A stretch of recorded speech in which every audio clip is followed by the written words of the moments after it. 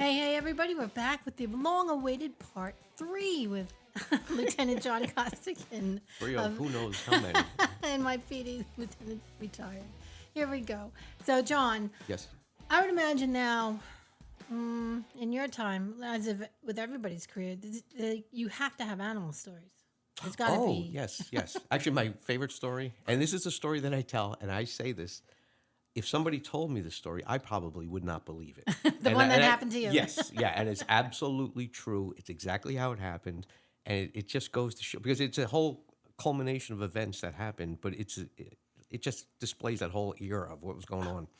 But yeah, it was a wild story. It was, I was working in the narcotics unit, right? So we were testifying in court so many times that we actually had a deal made out with the Queen's DA's office. So if we had to go and testify at the grand jury, instead of coming in and doing a day shift, 8 to 4, and then going over and sitting in court, we had it worked out where we would go over straight at 2 o'clock and do our testifying, and then leave and go back to the precinct, and then we could do police work that night. So we'd work at 2 to 10. So we'd come in and we'd just jump in a car. We'd jump in an unmarked car and race over to court, testify, and then head back, and then get ready for the night, to work. So we do that one day, and we're coming back to the precinct. And so we didn't bring any radios or anything because we just raced over to, So we're on our way back to the precinct, and I'm on Sutphin Boulevard, coming south. So we're in the 103. It wasn't even in the 113 yet. And as I'm driving down Sutphin, I see 2 young guys in a car stopped at the light on the right, and we look at them, they look at us, I drive past them, and me and my partner both like, oh, that's a stolen car. and and I know people say, even it came up at the DA's office later, but it's like, you just know. And you know what, and every precinct, and what's unusual in that precinct. It has nothing to do with racial profiling because it's all black precinct. It's just, there's something about this. It's an older car and there's 2 young guys and the way they look at you. And so, long story short, I pull over, I go past them and I pull over to the right, and I'm watching in my rear view mirror and I see them back up down the street. So I do a U-turn and I come down to that street they're on, and they're walking down the sidewalk. The car's parked and they're walking down the sidewalk. And so I pull up next to them, I go, hey, whose car is that you guys just got out of? So they're like, we didn't get out of a car. So I'm now like, oh, now it's a guaranteed, because now they're denying they were even in it. So I'm like, oh, let's go back there. So we walk back to the car, and my partner's looking to see if the ignition is popped, or, the car's locked up, and he's seeing if the, whatever, the trunk is popped or anything. And I'm standing behind the car talking to these 2 guys. And I'm like, where you from? Do you live around here? What are you doing over here? With that, a livery cab pulls up next to me. The guy in the back seat rolls the window down and says, hey, that guy robbed me last night. And I look at him, I go, what? And he points at one of the kids, and he goes, that guy robbed me last night with a shotgun. So I look at the kid, and I'll never forget, he goes, uh-oh. And he bolts down the street, and the other guy takes off the other way. So I have no radio. Yeah. So I take off running after that guy, and after my guy, and he goes down about 7 or 8 houses, and then he makes a right, and he goes down a driveway. He gets to the back of the driveway, and it was a stockade fence, a wooden stockade fence. He knocks the fence over, just goes right through it, knocks it over, and I see him going to the left over another fence. Meanwhile, somebody had called the police, 911, and said, listen, I just saw a guy with a shield and a gun chasing a guy down the street. So they put in for 1013, right? So police cars are coming from every direction now. And so I come bursting through that fence into the backyard. And there's an elderly couple that was sitting there. The guy is still sitting there. The woman is standing up now. And the woman is screaming like, what's going on? What's going on? And I'm sitting there. I got my shield and my gun. I'm like, I'm a police officer. I'm chasing that guy. There's a full-grown German Shepherd that just got woken up that was sitting there with them, right? So now the German Shepherd is up. I'm saying to the lady, I go, grab your dog. I said, hold the dog. And my back is up against a car in the driveway. So the lady, you got to realize, she's sitting in the backyard with the husband. Some guy just came crashing through the fence. Ran past them and over another fence. And then I come in. So she's yelling, like, what is going on? And I'm like, I'm a police officer. I'm a cop. I said, I'm chasing that guy. I go, grab the dog. I said, hold the dog. And the dog is taking one step at a time towards me. And now it's like 3 feet in front of me. Then it's 2 feet in front of me. Then it's standing like right in front of me. Is he growling? Growling, sneering, growling, full big German Shepherd. And I'm yelling, oh, lady, grab your dog, grab your dog. And with that, the dog takes one chomp right out of my groin. Oh Yeah, my goodness. Yeah, Oh so my I'm like, goodness. oh, fuck. And then the lady grabs the dog. So I don't even follow where the guy went. I go out to the street, and there's police cars pulling up on, and still I have no radio. So And you're hemorrhaging. yeah, I'm bleeding out of the crotch. And so I get the first car coming down the street. I flag him down. I get in the back seat. I said, listen, I go, we got a car around the corner. It's probably a stolen car. Somebody just stopped, identified one guy in a robbery. I go, he took off. I was chasing him in the backyard. I got bit by a dog. I said, my partner's chasing the other guy. He headed to, down Sutphin, headed towards Linden. They couldn't find him at the time. So police cars are still coming, and like I said, it's a big response. And so I'm in the back seat of this car. And I'm going to say it again. Absolute, totally true story. We driving down the street, and I'm giving them the description of the guy that I was chasing. Male, black, he's about 6 foot. He's a blue shirt and, blue jeans. And we go down several houses. We make a left turn. And I said to the cop in the front seat, I go, listen, this guy is not going to be walking on the sidewalks. He's hiding. I lost him in the backyard way back there. I go, he's hiding somewhere. I go, we're going to have to start looking through backyards. So I go, stop the car. So he stops the car. I literally get out and walk the first driveway to my left, right? Just in the middle of the block. I walk down this driveway. There's a car parked there. There's a garage. I look under the car, and then I look through the windows in the garage. And with that, an old lady comes out the back door. She's a little porch. And she goes, what's going on? I said, nothing. I go, nothing to worry about. I go, well, I'm a police officer. We're looking for a couple of guys. They might be hiding in the backyard. They might have done a robbery. She goes, officer, he's in my house. He broke in. He's got my husband. Please help us. I was like, holy shit. I go, really? Oh, my God. So I still have no radio. Yes. So I go up to her. I go, where is he? So she shows me, and the guy is inside in the front of the house holding the old man around the neck. And they're looking out the picture window in front of the house. So I take her out the back door, and I come in, sneak in the back door, and go all the way up right behind the guy. Yeah. I clocked him over the head with my gun. And then we started wrestling, and we actually wrestled out the front door, down 3 steps, out the front door, down the front stoop.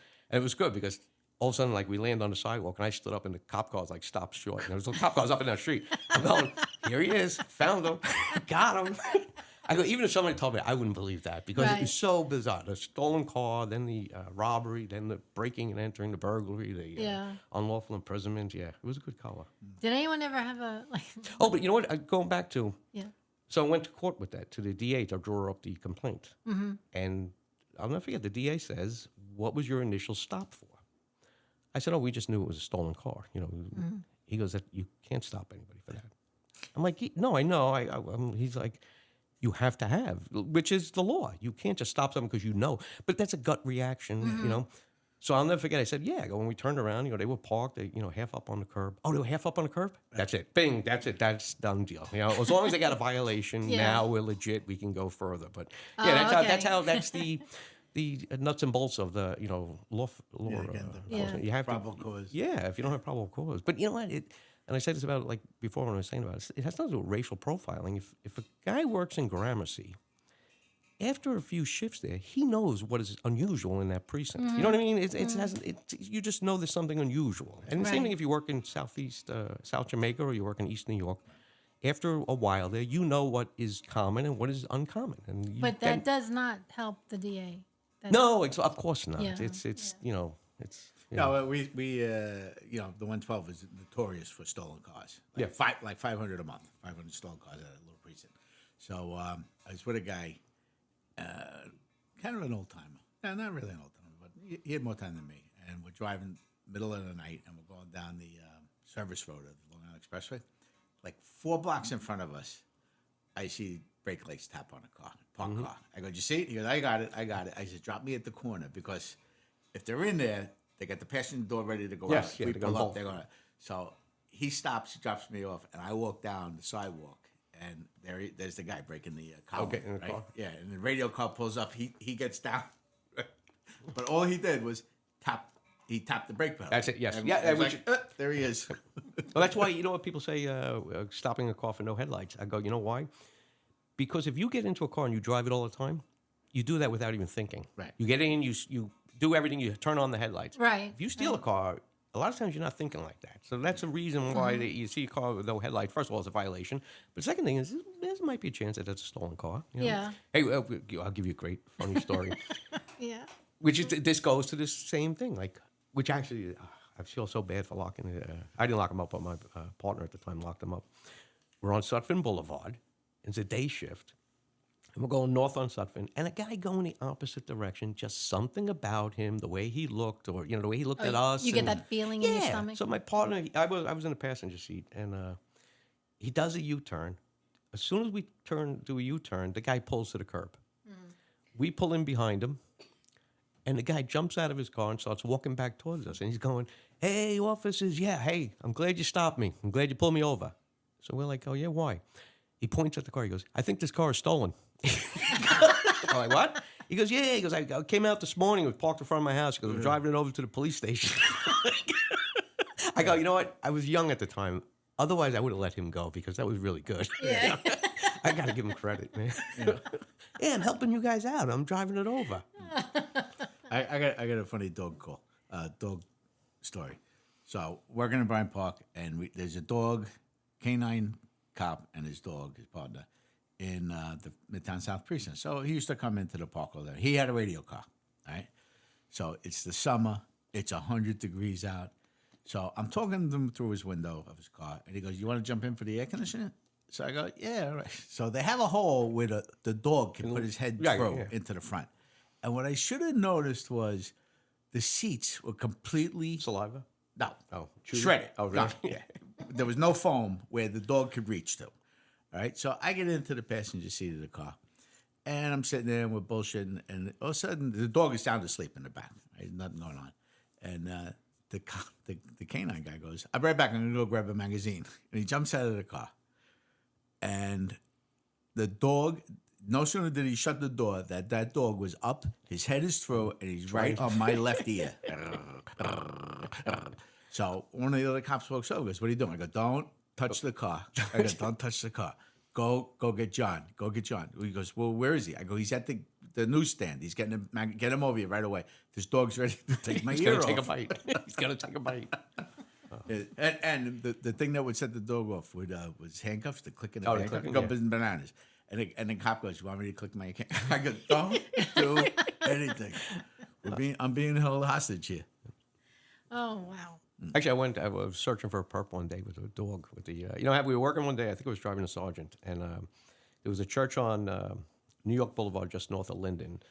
It was like in the evening time, and somebody was trying to break into one of the cars. So when the police cars showed up, the guy took off running. They put over the air, foot pursuit, and he ran into a block of houses. A residential block.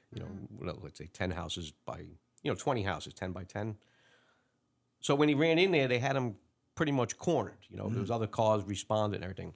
So I think I was driving a sergeant. So he calls for the canine unit. So the canine unit comes and he's like, we'll do a search of all the backyards. So I said, I'll go with the canine guy. So we go into every backyard. He's got to lift the dog over every fence. Right. We got to lift him over this fence into this backyard. He has him run around. From there, we go to the one behind. From there, we go to the one on the left and the one behind. And, hopscotch all the way down this entire residential block. And we go through each backyard. And we get to the end and we couldn't find the guy, So we come out and we're on the side street and a bunch, everybody's standing around just bullshitting, And all of a sudden the canine guy goes, "Oh shit, I lost my keys." So I'm like, "Holy fuck!" I go, we were in every single backyard, like from that end all the way to that end. Yeah. So we're standing bullshit and talking, and I say to myself, I go, "Well, we got to start looking for this guy's keys. I might as well go down here and start looking for it in this driveway. What the hell? I mean, maybe I'll catch it." Right. I walk down the driveway. I go behind the garage. I'll never forget. There's a vegetable garden. There's a guy laying in among the tomatoes, that we were looking for. So I pull my gun out. I'm like, "Don't fucking move." Yeah. And meanwhile, I'm like, "Shit, again, I don't have a radio. I'm standing here now." And the guy, I'll never forget, the guy kept saying, "Just let me get up." And I'm like, "Don't you fucking get up." I said, "I'm going to fucking kill you. You try to get up." Right. And then the guy, I'll never forget, the guy comes out of the house. "Hey, what's going on?" I said, "Tell those cops. There's like freaking 10 cops in front of the house. Tell them to get back here. I could use some help here." Yeah. I had one similar. We were in Jericho. It was a lady called up that somebody was attempting to steal her car. So the first radio car gets there. Guy takes off into the backyard. So the cop goes, "I saw him. He went in the backyard, and they went up." So the canine gets there. I'm there with ESU. And so I'm hanging out, and the canine guy goes, "Let me go do my thing." So he goes, where'd he go? And the cop goes, "He went straight in the backyard right here." So, okay. So they take off. And the canine, I think it was a lieutenant from canine. He's lifting the dog over the over fence, each fence. right? And then he's got to jump over, right? And he's going. we're standing there for, I don't know, 45 minutes. The bad guy literally was in the bushes 15 feet away from him. Yeah, so the canine guy comes back, and he goes, and the dog is pulling him, and he goes, let me just take that, and he goes, holy shit, he's right here. Yeah. So he goes, the dog didn't want to go over the fence. I forced him over, and the dog was, he goes, I was like, no, do your thing. The dog knew. Yeah, and he goes, he didn't. There was nothing to follow. He's like, this is where the guy was. And I go, the guy was sitting there listening to us talk for the last 45 minutes, telling jokes. And Do you ever have a crazy animal, like a big long boa constrictor or a pig? You know what I had, which was funny at the time. We got a call of a burglary in progress on one of the suburban houses in South Jamaica, Queens. So we get there, and anti-crime got there, and there used to be a guy on anti-crime. He was a big, heavy-set black guy, Cherry, and so they're there, and me and my partner are there. So we go in the house. We go to the side door, and there's a lady there, and she's got a baseball bat. And she goes, "He's in the basement. I heard him in the basement. He's still down there." She goes, "I heard him." She goes, "I called you guys as soon as I heard him down there." So there's no light in the basement. So we go down there, and we got our flashlights, right? And it's a little cluttered, We're looking around. And I'll never forget, we hear something, and all of a sudden Cherry yells, "It's a squirrel!" All four of us are trying to climb over each other, get out of the basement. Get out of the way, because you don't want this thing running up your leg. Right. You hear it running around like, get out of my way. I know, squirrels and bats. Oh, yeah, for some reason, I don't like that. I did. One was a good one. We got called to elementary school in Westbury, and there's a hawk in the classroom. So I took the dog snare, right, and I go, bring the snare in. So let's see what we could do. So the precinct cop goes to me, "What are you gonna do with that?" I go, "I don't know. We'll see if we can knock him out the window." So he goes, "You joking? You don't have like special equipment?" I go, "Well, this is an animal snare. Yeah, it's for a dog." So me and my partner go in, John.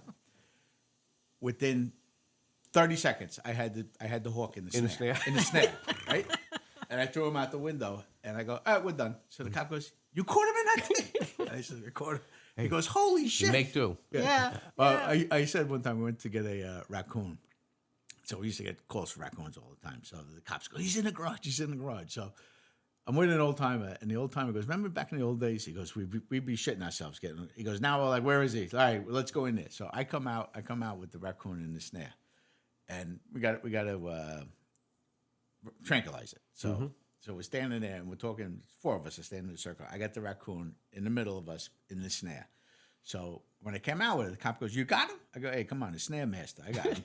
So I'm standing there talking to the cop, and the raccoon walks away. Okay, out of the snare? Out of the snare. So I go, "Oh, he's loose." So the cop jumps on the radio and goes, "What the fuck happened, snare master?"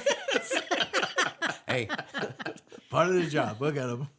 Did you ever respond to one particular type of call, and then you discover something, and it turns into a whole other, like bigger kind of a call? No, I mean... like you stop someone for speeding and you find the bag of money that they just robbed the bank with. Oh, no. Well, I'll tell you one thing. We stopped one time in my car. When I was in anti-crime, there was robberies going on around the gas stations. So we were over, me and my partner were in anti-crime. We go over to the same gas station over at the corner of Springfield and Conduit. And there's like four guys in a car next to the gas station. So like, what are these guys doing sitting here? The high school was right there. So we do a U-turn, and as I do a U-turn, they take off and they get onto the Bell Parkway. And long story short, they wouldn't stop. They finally stopped. Actually, they were pretty slick. They kept pulling to the side, and we were behind them. And they would pull up a little, and then they'd stop, and they finally did it, and I was right behind them. And they opened up the doors to get out, and we were like, "Get back in the car." And we're like, "What are you guys doing?" And they had no weapons or anything, and so we were like, "All right." Right before we left, my partner looked underneath their car, and they had thrown out a garbage bag full of cocaine. Oh, jeez. Yeah, there was like 500 freaking packets of cocaine. Yeah, they had. When they got out of the car, we were so close behind them, which they knew that we couldn't see. And the guy, when he got out of the car, he just took the bag and threw it right underneath. Underneath the car. And thank God my partner saw it right at the end. Thinking you would leave first, and they could just get it. Do you want to know how that weird this time was? So we go in. It was like 500 bags of cocaine, like half grams. So we bring the four guys in, and the next morning, because of the robberies, we were designated a robbery car at that time, to handle the robberies. So the CEO of the precinct comes in the next day, and the sergeant says, "Oh, Costigan, Richie had a good collar last night." He goes, "Oh, what was it?" He goes, "Oh, I don't know how much cocaine, four guys, cocaine." He goes, it's not a good color for a robbery car. And basically, you're out of the robbery car. Now you're on patrol, because that's what they didn't want you touching drugs. Yeah, Don't touch drugs. And I was like, we kept saying we didn't purposely look for it. We thought they were doing a robbery. That's why we were stopping them. That's kind of. I had overtime to give out to a cop for New York State, VTL, red light summonses. Right. So, guy down on the in Atlantic Beach, and he says, I said, you want to do 8 hours overtime? I said, but it's red lights. He goes, yeah, absolutely, I'll take it. He goes, I don't mind doing red lights. Okay, so he takes the overtime. So the next day I come in, I go on the computer and I look up, VTLs, red lights. There's no summonses. I was gonna say no. And I go, the guy's a heavy hitter. I was like, this can't be. So I call him. I go, you did the overtime? I say, yeah. I says, you didn't put anything in the computer? He goes, oh no, I'm in there. I did 28 summonses. I go, where are they? And he goes, I wrote them under the Town of Hempstead ordinance for red lights. I go, well, New York State is paying your salary. Yeah, I go, that's from the I state. didn't even know there was a town ordinance. Exactly. And I go, you're not, you're supposed to be doing the work for the state. Yeah. So he goes, can I change? I go, don't change anything. Leave it the way it is. Oh, that's the deadly perils of paperwork. Once you put it down, that's it. Actually, you were talking before about getting involved in things where it led to something. I can tell you one that was just embarrassing now, but I told you we covered Kennedy Airport. So when I was brand new in the precinct, I was in a car. And along Rockaway Boulevard, there was a lot of these trucking companies, that would cater to the airport. Right. This is 1982, so, and there's no internet or anything at that time. So I'm driving, and we go down the side street, and it's a residential area. And there's one of the trucking company's trucks, or a trucking company truck, backed up to a rental truck. And there's like 6 white guys in polo shirts and khakis taking stuff out of one truck and putting it in like racks of clothing. Yeah. And I remember we pulled up next to him, and a guy jumps off the truck really. He knew what he was doing really quick. He's got a stack of paperwork, like freaking 50 papers. Yeah, hey, how you guys doing? I got the bill of ladling here. I got the tax receipt here. I got the shipping information. You want to look through all of this stuff? I remember I turned to the guy with me. I'm like, hey, do you know anything about this? He's like, no. I said, I don't know anything. I said, all right, okay, take care. But then, like 10 years later, I'm watching Goodfellas, and I'm like, son of a bitch. Oh, that's the way they did it. I'm like, son of a bitch. I mean, I probably knew it at the time, but I'm like, this is what they were doing. How's the kids? Good. I should have said, you got any extra suits? But in the garment district, you used to see they would steal a U-Haul truck and park it in the middle of the garment district, and then they would steal racks of clothes and for like 5 days, just pack this truck. So if you saw the U-Haul truck, you knew that's what was going on. If you wanted to grab these guys. Did you give criminals credit for being creative and having a mind? Yeah, well, like that guy with like the stolen car. Hey, Yeah. there's nothing personal, and that's why. Yeah. But you think, if you just apply this to the honest job, Yeah. you could be very successful. Yeah, but you know what it is? It's where they're coming from. It's that's just yeah. I always feel bad. Like we working one night. It's not I feel bad. I was working one night at midnight in uniform, me and my partner, and as we're turning out for the midnight platoon, it was snowing. It was snowing really bad. It was like 8 inches of snow on the ground already. And back then, all the cars were the rear wheel drive, so you couldn't go more than like 5 miles an hour without sliding out. So after they call the platoon, 2 guys from the 4 to 12 come in. And they said, listen, we just had a car. Guy came out of his house, was getting into his car. 4 guys came up to him with guns and knives. They forced him into the car. They beat the shit out of him. And then they threw him out of the moving car, and they took off. So they give the description. It was a blue Chevy, 123 ABC license plate. So everybody writes it down. So we leave the station house. And like I said, you couldn't go more than 5 miles an hour. So freaking slippery. And nobody's out. The whole place is dead. And I drive to Sutphin Boulevard again. I'm driving up Sutphin. I'll never forget. There's nobody around, and I get to this intersection. There's a car on my left waiting on the light, and me and my partner both look at it, and we both like turn back. And we say to each other, "There's the car. The 4 guys are in it." So my partner gets on Radio Central. We got that car. It's on 111 Avenue. It's facing eastbound. He's waiting on the light at Sutphin, and I keep driving. I never hit the brakes or anything. And I go down about 2 or 3 blocks, and then I do a slow U-turn, and I start heading back. But like I said, you couldn't go fast. So we have other guys coming, but they can't go fast either. Nobody can race. So as I'm approaching the intersection, I didn't know if they bailed or not, but all of a sudden the car goes across Sutphin in front of me. So I'm like, all right, they're eastbound on 111 now. And we get to that corner, we make a left, but there was nobody out. So the only tire tracks are theirs. So I make the left, and we're like, okay, and they're southbound on, I think it was like 145, because the next corner they made a right. Yeah. So as soon as I turn the corner, there's the car, and all 4 doors are open. But they're footprints. I follow 2 sets of footprints into one backyard. My partner, he chases another set of footprints, which goes down like a block and a half this way, makes a left, makes a right to a guy leaning against the pole, just on Linden Boulevard, like near Sutphin. And my partner goes with the gun, put your hands up. He's like, I'm just waiting for the bus. He's like, there's nobody out. There's only one set of footprints, and it leads right to you. And my guys, I chase my guys over the fence into that backyard, through there to another backyard, and then actually cornered them behind a garage. Yeah, and they still had the gun with them and everything. Wow. Yeah, it was good. And actually, because guys are going, what's your location? I'm like, I don't know. Yeah, I go where the radio car is. I'm like 3 cars south of that in the backyard behind the garage, holding 2. Yeah, but it was good. But you know what I always thought about that? It was 4 young guys. We never caught the 4th guy, which is that changed because then what they would do at that time, you're happy to get 3. Hey, mission accomplished. We got 3. Now it would be the investigation. Who's the 4th guy? And but they came out of their house. Whether they made a stupid decision. They were young guys.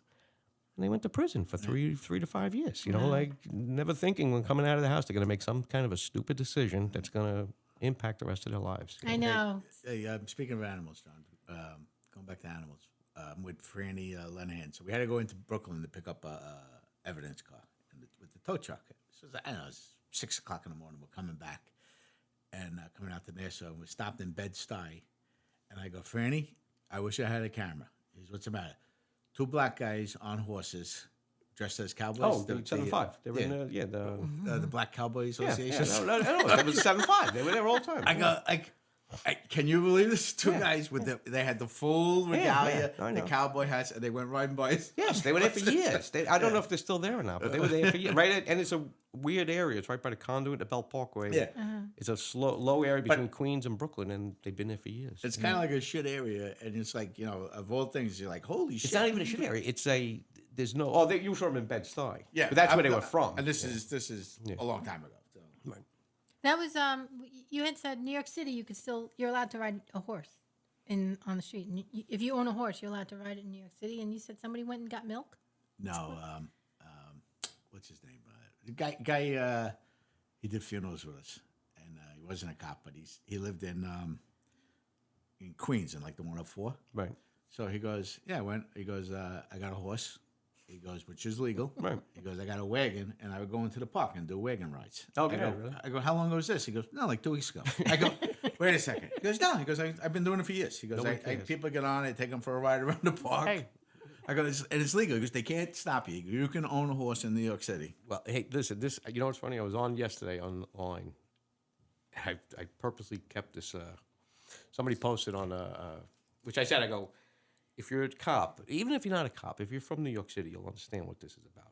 And you'll like I told this to my wife, and she's like, oh, that's bullshit. I go, no, it's not. This is absolutely legit. I go, it's totally legit. I go, and I don't have any reason to doubt this. This is a call that came over yesterday. Somebody posted it on, I probably was on Reddit. Illegal petting zoo at the 50th Street station. Police are responding to reports of an individual with a makeshift petting zoo, including dogs, cats, birds, and rabbits on a subway platform at 50th Street station. I'm saying, if you're a cop, you know that that's a freaking truth. That is fact. That is going on right now. There's a guy with a freaking petting zoo on the subway. And actually, people posted after that, oh, I know that guy. Yeah, he's always there. And are the police going up and saying, give me anything, oh, something? No, I tell you, go. Go. You probably know that. They probably know the guy. And if it's the way it used to be, they should know the guy and say, hey, Barry, let's go. Come on, off the subway. Move it out. Standing on 42nd Street, Midtown Manhattan, at like 12 o'clock in the afternoon, right? And I'm sitting with 2 other cops, and they go, holy shit, look at this. There's a guy riding a horse down 42nd Street, came up 5th Avenue, made a right on 42nd, not a stitch of clothing on. So I go, that guy lost the bet. He lost. If I lose, I'll ride a horse naked through Midtown. So we just went. He rode by us, and he just kept going in traffic. And it went from 42nd. He made a right on 8th Avenue, and at like 59th Street, I hear a rookie cop go, I got a guy on a horse with no clothes. Yeah.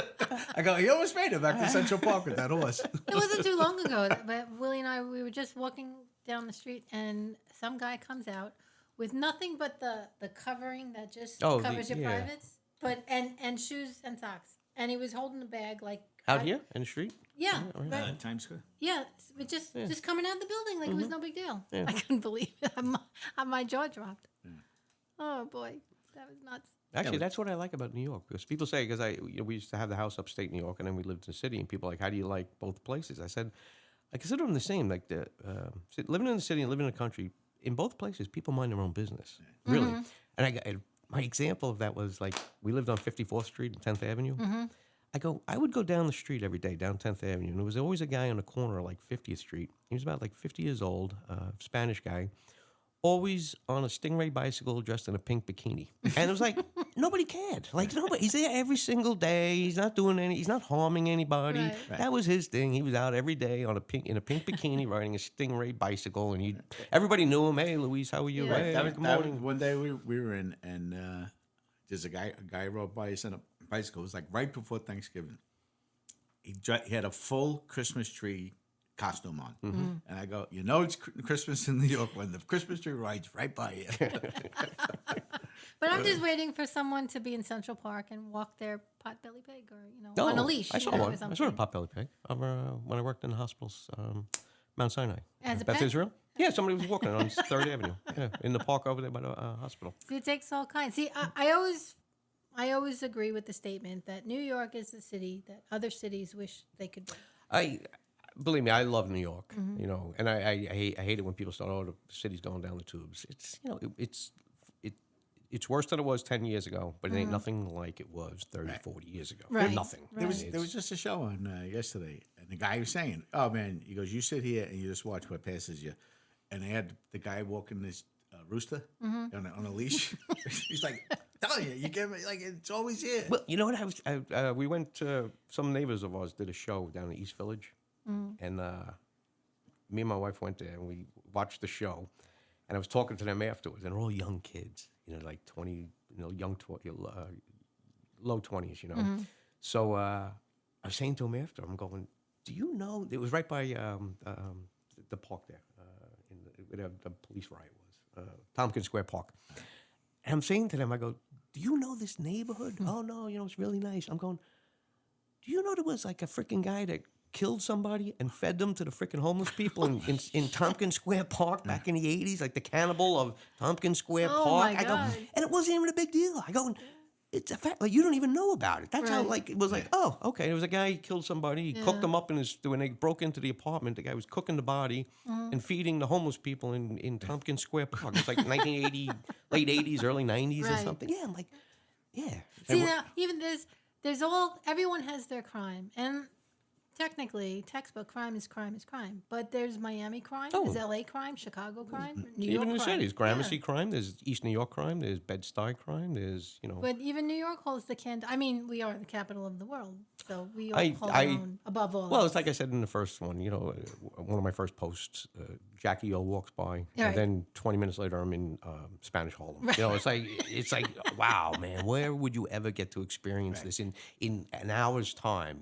Exactly. Holy crap. Exactly. Yeah. Hey, so what about the Indian Parade down in Brooklyn? Oh my God. Has it changed, or is it still the same? I haven't been there in years, but I'll tell you that. I mean, and I think the people that they know that it was out of control. But it's always on this. It's never not on the news. No, I know, And it's because like, why do they have this? Like Labor Day weekend. no, but I'll tell you what. Years ago, I mean, it's probably 100 times better than it used to be. I went to quite a few of them, and let me tell you, What do the cops always say the weekend before? Who wants to take bets? How many shootings? how many people are going to get killed during the parade? Run over or shot and stabbed? And it's a shame because I tell you the truth. That's my point about. There's families that go to that. They shouldn't have to put up with that. They But should be able to go and enjoy. why does that parade? I don't know. I don't know, and I hope It they. brings out the. It's drinking all weekend. They start on a Friday and they drink all weekend. But I've been working that parade. I'll never forget. I was there one year in the 80s, and I was a sergeant, and the captain's next to me, and the radio's going crazy. And I'll never forget. He turns to me, he goes, "What, Sarge? What did they just say?" I said, Cap, they said the parade is broken through the barriers and is now headed like northbound on Nostrand. He goes, the what? I said, the parade is broken through the barriers. Like, there's no barriers anymore. Right. Like, it's not, the parade is now going, meandering through Brooklyn somewhere, like, there's no control. One year I'm working it, and at the end of the parade, for some reason, one of the bosses said, we're going to clear Eastern Parkway. We're going to clear it. I mean, it's full of people. Yeah. So, I don't know, it was like 40 or 50 cops, and we're walking down Eastern Parkway, and, moving the people out of the way. And it didn't matter, because as soon as this whole group of cops went through, they just filled in behind us. Right. So, But we're walking through, and there was a couple of cops on the side one time. And I'll never forget, they yelled to the captain, hey, Captain, just so you know, they're shooting up here. I'll never forget, he turns around to the whole group of cops. He goes, guys, special attention, there's shots being fired up here on your left. So as you're walking by, I'm like, what the fuck? Special attention, there's shots being fired. I know. I don't understand. That doesn't happen Columbus Day, St. Patrick's Day. No, but, whatever reason, it got out. You know what it is? Once it gets so bad, I think it's just hard to... you know what they started doing? One of my last years there, I worked it, and I was in the Deputy Commissioner Community Affairs office. Mm-hmm. They had community affairs cops. Their job was, as the tractor trailers came, basically what it is, a lot of tractor trailers with the music speakers on the back, blasting music and people dancing. And the last thing they had was, as the tractor trailer got to the Brooklyn Museum, they assigned a cop into the trailer, into the tractor, to make sure he drove over and parked it, and they took the keys. Because what they would do is they keep going around. They'd finish the parade, they go around and go again, and they'd be like, "What the fuck? The parade never ends." There's no control over this. The St. Patrick's Day parade has their problems. Yes, they had. It took a long years time to crack down, and and then the Puerto Rican Day parade had they their had problems. very big problems. Yeah, and they cracked down, and they got that straightened out now. Yeah, and now it is. It's like a family event, but back in the day, they are. I hope they are. I mean, I'm sure that if you talk to cops that are working there now, they'll tell you it's crazy. But I'll tell you what, it's probably nowhere. It's probably crazier than what it is normally there. Yeah. But I don't think it could be anything like it was. No. I mean, geez, man. They do have a handle on it now. It used to be out of control. Can you, what's your opinion about SantaCon? Yeah. Oh, those guys? Yeah. But that's Are they another one. harmless? That's another Yeah, I mean, it's a drunken... It got out of control. Yeah, and now they're cracking down. It used to be funny. Now it's just stupid. I Now don't even see them. I don't even... they're Oh, all yeah. over. up here? They're Yeah. here in Midtown, yeah. But the bar around the corner from you, he puts a sign out. No Santa's No, Santa allowed. Con. Yeah. No. I Yeah. mean, Santa's allowed. it's like basically like St. Patrick's Day years ago. Exactly. People just got drunk for puking on the side of the streets. And But these are all 20-somethings. I know. They're not even I know. over, I don't even think they're Hey, over we 35. went out right here at like 10 o'clock in the morning, and we're just walking out the door, and they're bombed. Yeah. And At 10 a.m., They're over yeah. here in the bushes. Like, I go, where you going from here? Yeah, so early. Well, I mean, years ago that was already Like I worked in headquarters for years, and I remember being in work. Like I said, this is the late 80s, early 90s, and I remember a guy coming into work going, "Hey, you want to hit the bar? The eye opener special. What is it? Oh, you get a free shot with every 16-ounce beer, but you got to get it by 9 in the morning." But you notice they catered to the fish market was there. Oh, yeah. Wall Street yeah. guys coming into work. Yeah. Yeah. The place was a partying area. Yeah. Oh, let's run over. I'm gonna grab a shot and a beer before 9 o'clock. Yeah. I worked on Maiden Lane downtown that's right there. by the seaport. Yeah. In the early 90s. And that was a great place. Oh, the that- seaport. yes. That, Much at that different than it time, is that was now. already cleaned up. yeah, It was safe. You know, funny stories. So we're in Midtown South, and we decide, like 6 of us, 7 of us, we'll go down to the seaport on Friday. So wear nice clothes, right? So we all showed up with sport jackets, right? And we go to the station house after work. We get changed, take a shower, get changed. All right, you ready to go? Yeah, we go down to seaport. And guys are wearing, like, one guy's wearing a white sport jacket, another guy's a checkered, right? You walk in there, I said, you might as well wear clothes covered in paint. If you weren't in a black or gray suit, Standing out. Yeah, you start like, holy shit, look at these guys. That's like all of the seaport is really beautiful. I mean, it's very the whole nicely area done. done it, yeah. But if you go into Jeremy's bar, it never changed. No, I know. It's like the whole world Yeah, I evolved know. around them. Mm-hmm. Yeah, but the part I couldn't understand is, I don't know how they do it. I was in Jeremy's, and I go to pay, and the guy goes, "Oh, you're paying cash?" And I was like, "Take cash." And he's like, "No, very few people pay cash." I believe it, yeah. So he goes, "On a Friday night, I'll have 180 Credit card. credit cards behind the bar." I go, how do you keep track of that? He goes, come Saturday morning. He goes, I'll have 50. Stacking them, yeah. The people just walked out and left Right, you. yeah. And he goes, people don't forget about. I go, but how do you keep track of? He goes, you know. He goes, you do it. He goes, but no, very few people pay cash anymore. I go, I couldn't believe it. And why they weren't back like an hour later or Yeah, at yes, the very least the next day. Wake up and reach Kind the of like the wallet. fifth time this month I left my credit card. Like, oh, it's safe. It's at Jeremy's. It's on the counter. But that's all like what we're talking about. The way the city used to be, Yeah. as opposed to how it is now. Oh, When people tell me, "Oh, the city's getting bad," it's like, they sent us one night to Chinatown for a midnight tour. So me and my partner, and we're in a radio car, and we go to a corner, and a lady is speaking Chinese to us, and she's crying, and she's pointing to another lady. I said, I don't know what you're saying. So I said, I tell you what, come here. So I take her over. I dial 911 on the phone. I hand her the phone. I jump in the car. I go, let's get out of here. Yeah. Good luck. They have an interpreter. We don't have an interpreter. Hey, you know how bad it was? I remember the story from when I was in the 113. A call comes over at a bodega, robbery in progress. So we go over there. As we're pulling up, there's another sector had already gotten there. And the two cops are laughing in front of the bodega. So we pull up, like, what's going on? And the cop goes like this. He goes, you're never going to believe this. He goes, a guy came in and robbed a bodega. He goes, as he's leaving, somebody holds the door for him. That guy goes in and goes to rob the bodega. And the owner's like, that guy just robbed me. He's like, it's two robberies, one after the other. One guy's literally holding the door for the other guy. Yeah. What a tag team. That's what I mean. It was a freaking crazy... I watch TikTok a lot, and I watch the car stops, the police. So they do, the 3 minutes of whatever. And I wonder, do you think that the way that the police are spoken to today, did they speak the same way? Like no. Years ago? Yeah. No, like I said, it was like it has to do with the video that's everywhere. And, people feel emboldened. Right. And, the people... And you know what the problem is? And I'll tell you, my opinion is the community should crack down on that. If you got some knucklehead in your community that's berating cops in the street, that's not good for the community. You know where that doesn't happen? Right. That doesn't happen in Gramercy because the people don't want that. They would prefer to have the cops there. You know what I mean? Like, so the community should crack down on it. The cop, there's nothing he can do. It's a shame. Right. But,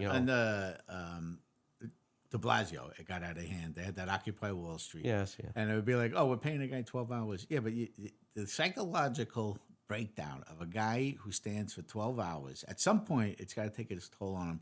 Listening to people saying, I'm going to beat your family. I'm going to rob you. I'm going to rape your wife. And that's what they would do for 12 hours. My academy instructor, like I said, he was an old school guy, 60s, 70s. So he told a funny story. He goes, you'd be at these demonstrations, back the anti-Vietnam demonstrations. And he goes, you'd have 200 cops lined up. And he goes, across the road would be, 800-900 freaking protesters.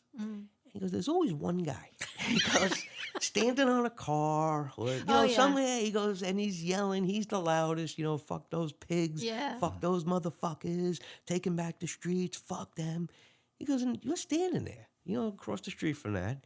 He goes, and all of a sudden, the order will come through, take back the street. He goes, you'll see like 30 guys head for that guy. He goes, they'll go right past everybody else. They're going for that guy. Right, That's the guy they want. Yeah. Oh, sometimes you see it on the news how the public is berating the police that are just standing in line, not saying anything. And I can only imagine in their mind they're thinking, oh, if they just give you the okay, oh, I know, you're toast. Yeah, that was after 9/11. You couldn't go anywhere.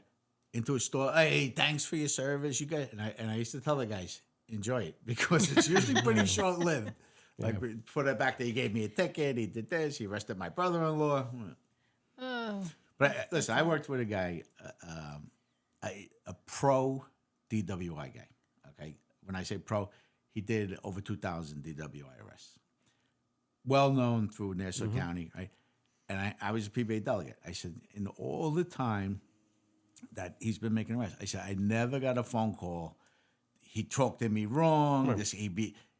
Never heard a complaint about this cop who could. And I go, and then I worked with cops who couldn't pull over a car. I know that. Yes, yeah. The way he spoke to me, the way he talked to my wife, right? Yeah. So I go, that's the difference. And I was with this guy. We were at a roadblock for DWIs, and he's talking to the driver in the car, and there's a wife, there's kids in the back, and he's back and forth in his head in the window, and he goes, I'm going to take him in. He goes, we're going to take him for a test. So he gets the guy out of the car, and they're walking away, and the wife jumps out, and she goes, officer. He stops. She goes, thank you for taking him. You got it, man. It's all in the delivery. Yes, it is.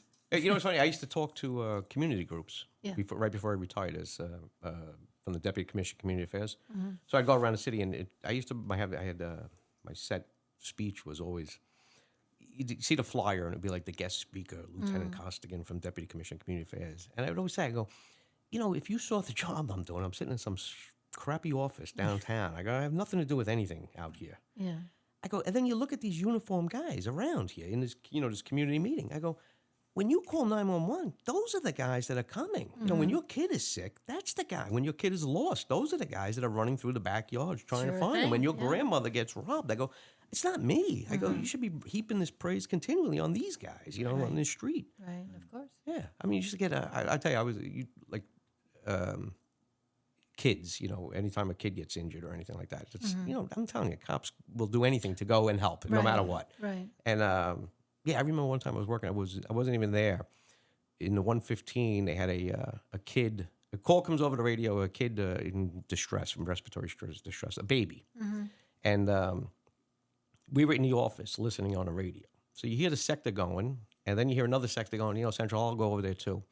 The next thing you heard was the cop in the front, the operator, on the radio, Central, I got the baby in the car, my partner's doing CPR. We're going to, I think, whatever the hospital on Queens Boulevard, St. John's Hospital. You heard cops from everywhere. I've got Junction Boulevard shut down, Central. I've got, and nobody's asking, is it a black kid? Is it a white kid? Is it a Spanish kid? Nobody. It's a kid. So guys, foot posts were jumping in. Like, I've got a Northern Boulevard, whatever they're into. I forget the street, but I've got to stop completely, Central. Tell them to come through. And all you kept hearing was the cop on the radio, like, we're crossing this, we're crossing this. Right. The mother screaming in the back seat. Mm-hmm. Oh, it was freaking devastating, And then they get to the hospital, they finally get there, and, they let the traffic go through. And literally, like, a half an hour, 45 minutes later, everything goes back to normal. Everything goes, the whole radio goes back to normal. And somebody asks, hey, anybody know the condition? And the cop goes, oh, it's DOA. Oh, yeah. But, like, those are the cops that are going to be stopping you, 15 minutes after that. You know what I mean? Like, you understand that they're there to help. They're always there to help. So whatever they're involved with you, if it's negative, that's not what they're there for. You know what I mean? It's Yeah, it's such a one-sided view with civilians. Hey, you want to hear a wild story? I was in Brooklyn in 7-5. This is, you can't even make this up. a family dispute, second floor, above stores. Get to this apartment. And I'm the sergeant. It's a narrow. I walk in the apartment door. You hear screaming. As soon as I get to the floor, they're screaming and yelling. I go in the kitchen. The kitchen goes to the right. At the end of the kitchen on the left side is a doorway into another room. I see 2 or 3 cops standing around the doorway. There's a mother in the kitchen. She's screaming her head off. So I go all the way down. I look. There's a guy in the next room. He's got a baby, and he's holding a knife to the baby's neck. And he's just all freaking whatever he's high on, and he's screaming. He's screaming. The baby's screaming. The mother is screaming. The cops are like, put the knife down. Put the knife down, And he's going back and forth between, far in the room and then back towards the cops and back up. But, so he's got a knife to the freaking baby's throat or a box cutter or something. So the first thing I said to one of the cops, I go, take the mother out of here. I said, because you can't even think. She's screaming. Get her out of here. So he takes her out, and the cops are standing there at the doorway, and they're trying to, talk to this guy. Tell him, put the knife down. Give us the baby. And the phone rings. And one of the cops picks up the phone. I'll never forget. He picks up the phone, listens, and he reaches out to the guy, and he goes, it's for you.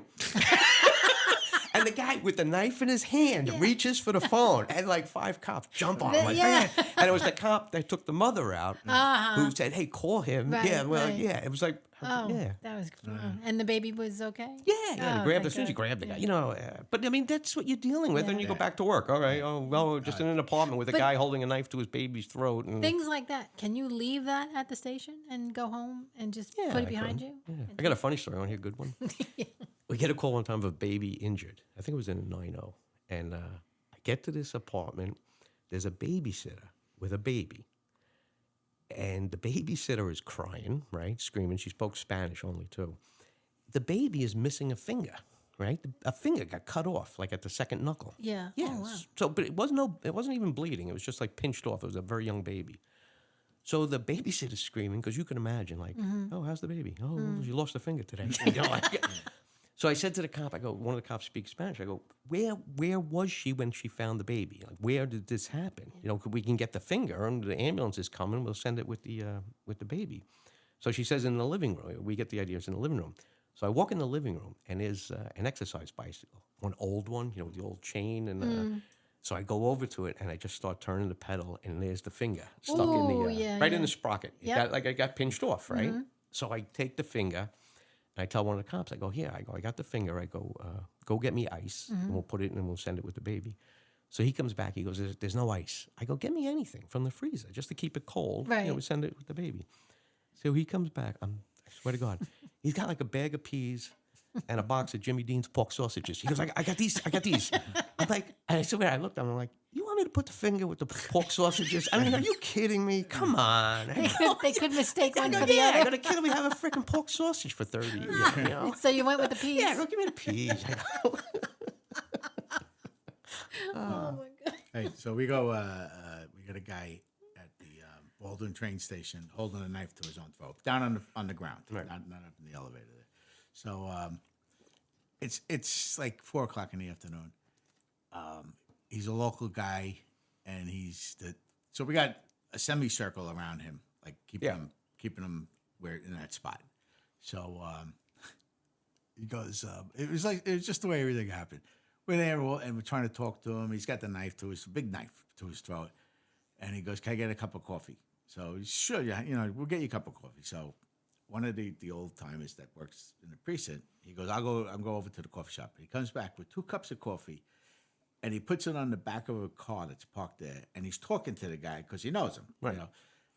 And they go, Al, he's got a knife. You got to get away from him. So he goes, oh, and the old timer walks away and with his cup of coffee, and you see him like sneak back in because he left his hat on the back of the car. Old timer? Yeah, and like you're not gonna see him. Yeah. And he's like, let me just get my hat. I'll get out of your way. Yeah. So we go. I go to that payphone. We're gonna call you. So okay. So the guy is by the payphone, and the sergeant goes, anybody got money to call him? So it's like, as soon as you ask cops, you got any money? Everybody looks the other way. So he goes, anybody got like a quarter? I'll call the guy. Anybody have a quarter? So no, you can do it through the operator. So he goes, okay, let me try it. So he's on the phone. He's like, yeah, I'm a police officer. I'm trying to make a call, collect call to this. And the guy with the knife goes, give me the number. I'll call you. Right? I'll call you. Let's get this done. Yeah. So he's on the phone with the sergeant. So it starts pouring rain. That semicircle disappears. Oh, yeah. So the guy goes, I guess I'm not that important. So the sergeant goes, no, you notice the uniforms, they didn't have their raincoats. The uniforms will start shrinking. But you're very important to us. Yeah, don't worry. We're going to get back to you. The guy literally, like his arm got tired. He's like, I got to put my arm down with this knife. Oh my God. But like you said, the guy knew him. Yeah. That's what I mean. If you worked in a precinct for long enough, you know all the characters. Yeah. You should. And you should know what's unusual and what's not. And that's what you're supposed to do. That's what you're supposed to get paid for, to Right. detect what's unusual and figure out why. If the neighborhood character like all of a sudden retires and moves away, Oh, do you say, everybody I'm notices. going to miss Where is you. that guy? Hey, what happened to him? I'll miss you. In 113, we had a guy on the corner of Sutphin and Linden. He'd play in the 5-gallon buckets. Right. But he'd be out there all the time playing, And it's like everybody knew him. He's the drum guy, Oh, what is I can't think of the name. What is the dancing? The street dancing? Breakdancing. Breakdancing. Yeah. That was the up and coming? Yes, actually, like Willie said before, like I was in there in the 80s, so we were in South Jamaica, Queens. That's where Run DMC came from. But I didn't know them. But I knew rap, at that time, rap was starting off on the corners. I mean, I wish I had paid more attention to it. They would plug into the electric on the lights, and they throw up a party on the corners, and And, well, rap and breakdancing, 2 separate things, but they came up together. Yeah, I remember at the time it was a big thing, the rap. Was that like kind of breakdancing wars, like. Oh, I don't see none of that. No, you know, you No. said that was like in the subway station. Yeah, I was gonna say not in Queens or Brooklyn. Well, I was telling Joyce not that long ago. We were gonna go meet people at Bryant Park, and I says, "Listen," I says, for Christmas, and I go, "You can't do that." Well, I told them by this booth. I go, I worked over there. I says, we'd be standing at 12 o'clock in the afternoon, and it would come over. Got a robbery going down, 42, and 5. I'm on that corner, southwest corner. I'm on that corner. I'm standing there. All right. He says the guy has a gun pointed at another guy, and that they're going through his pockets. It's two guys. Okay. How close to the corner? Yeah, There's a hot dog stand. How close? And it would be there's 500 people on the corner. Right. You can't see until now the light changes, and people say, okay, it must be over there. Right. There's like a little group of people standing there. Well, I thought it's the only information booth. It's the information inside gazebo inside Bryant the main Park? entrance Yeah, but of the park. it's just there's so many people. No, Bryant Park though is a good example of. I had this discussion one time at my building, and I was talking to one of the other my neighbors, and I was talking about how New York City, compared to the way it was, is so much better. I said, back in the 80s and 90s, it was bad. It was really bad. Right. That's when the Guardian Angels started patrolling the subways, and Right. and so she's like, "Oh, I lived in the city. I think it's worse now." I said, "Well, statistically, you're wrong. You can back it up with numbers. I go, in reality, you're wrong." So she said to me, she goes, "Well, maybe it's because I lived in New York City and Manhattan." And she goes, "I didn't see it. You're talking about Brooklyn and South Jamaica and the Bronx or whatever." I said, Bryant Park. Yeah. I said, Bryant Park in the middle of Manhattan got so bad with prostitution, heroin dealing, and robberies that the city closed it. Just closed it for like 3 years, put a fence around it, and said, literally threw up their hands. We can't control this. I was talking to a guy upstate New York, a construction worker who lived by me, and I was talking to him about the same thing about New York, and I brought up that about Bryant Park. I'm afraid he's like, "Oh," he goes, "You never walked through Bryant Park." He goes, "This guy is a construction worker from the 80s. He goes, "Oh, no." He goes, you never walked through Bryant Park." The big incident was why they started putting 6 guys there was some lady, commuter, walking to Penn Station, and she got shot in the head by 2 drug dealers who were fighting over, over a deal. And it was like, all of a sudden, it was like, now it's a commuter was killed. Like a lady had nothing to do with it. And it was like, that's it, a crackdown started. Well, that same thing with the kid from who was here for the U.S. Open on the subway. Yeah, right. That's crackdown. He was with his family visiting New York for the tennis. And he got killed on a subway platform. I think it's his name. But Hey, so we're at Bryant Park on a Sunday morning. So we said, figure we'll go get some breakfast. Right. So we had a little booth there, and what we would do is we would take our breakfast and go to one of the office buildings, sit where you can see the Bryant Park. And we had there was like a whole way you can go through the subway to get into the building. So we get our breakfast, and we're walking down 41st Street, looking at Bryant Park, and I go, "Oh, shit." So the guy goes, "What's the matter?" I go, "That's one of the chiefs from headquarters." I go, "He's standing looking at us coming down the street." So he goes, "What do you want to do?" I just drop the breakfast, get behind the building. So we put the breakfast down, right? And we're standing behind the building. So there's a bum there. I go, "Hey, come here. You want $1?" He goes, "What?" I go, "Go get those 2 things and bring them, pick them up and just bring them off. Don't open them." So he walks to the side and he picks it up. And I can see him. The chief can't see us. right.